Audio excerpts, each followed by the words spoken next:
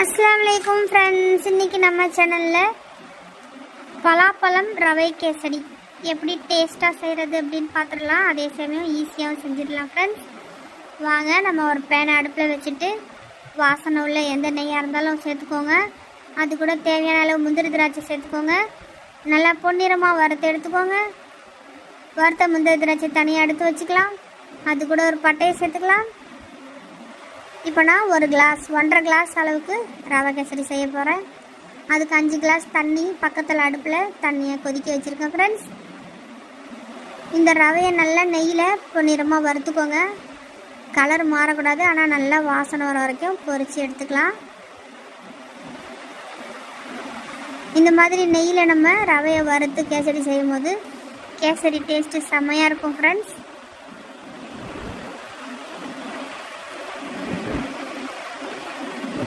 இப்போ ரவை வந்து நல்லா வறுத்ததுக்கு அப்புறம் கொதிக்க வச்ச தண்ணியை கொஞ்சம் கொஞ்சமாக சேர்த்துக்கோங்க. ஒரு பக்கம் கிளறி கொடுத்துக்கிட்டே இருங்க. அடுப்பை சிம்மில் வச்சுக்கோங்க, கெட்டி விடுவாமல் ரவையை நல்லா கிளறி கொடுத்துக்கலாம் ஃப்ரெண்ட்ஸ்.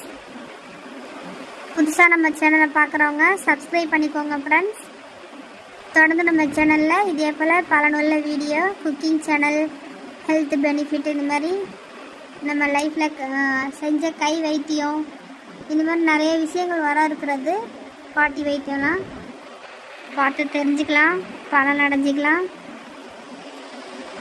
ஸோ ஃப்ரெண்ட்ஸ், வாங்க இப்போ ரவை கேசரி வந்து நல்லா கட்டி இல்லாமல் கிளறி விட்டதுக்கப்புறம் நான் கொஞ்சமாக குங்குமப்பூ மஞ்சள் கலரும் கலந்து வச்சுருந்தேன், அது கொஞ்சமாக சேர்த்துக்கிறேன். பலாப்பழம் மஞ்சள் கலர் இருக்கிறதுனால. ஸோ இப்போ நம்ம அரைச்சி வச்ச பலாப்பழம் விழுத அதில் சேர்த்துக்கலாம் ஃப்ரெண்ட்ஸ். ஏலக்காய் தூள் நான் ஜீனி போட்டு நல்லா பவுட்ரு பண்ணி வச்சுருந்தேன், அது ஒரு 1/4 டீஸ்பூனும், உப்பு 1/4 டீஸ்பூன், 1.5 கப் அளவுக்கு சுகர் சேர்த்து நல்லா மிக்ஸ் பண்ணிக்கலாம்.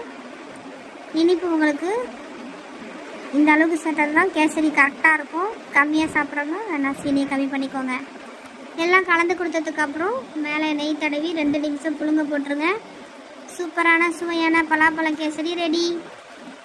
எவ்வளோ சிம்பிளாக செஞ்சிட்டோம், ஆனால் இந்த கேசரி செஞ்சதுக்கப்புறம் வீடே கம்மன்ட்டு பலாப்பழம் மணக்குது ஃப்ரெண்ட்ஸ்.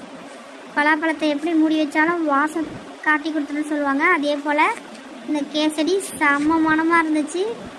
காலை டிஃபனே நாங்கள் எல்லோரும் நல்லா சாப்பிட்டோம். குழந்தைங்க விரும்பி சாப்பிட்டாங்க. டேஸ்ட்டு வேறு level friends. First time try பண்ணேன், சூப்பராக வந்திருக்கு. இதே போல் நீங்களும் செஞ்சு பார்த்துட்டு எப்படி இருந்துச்சுன்னு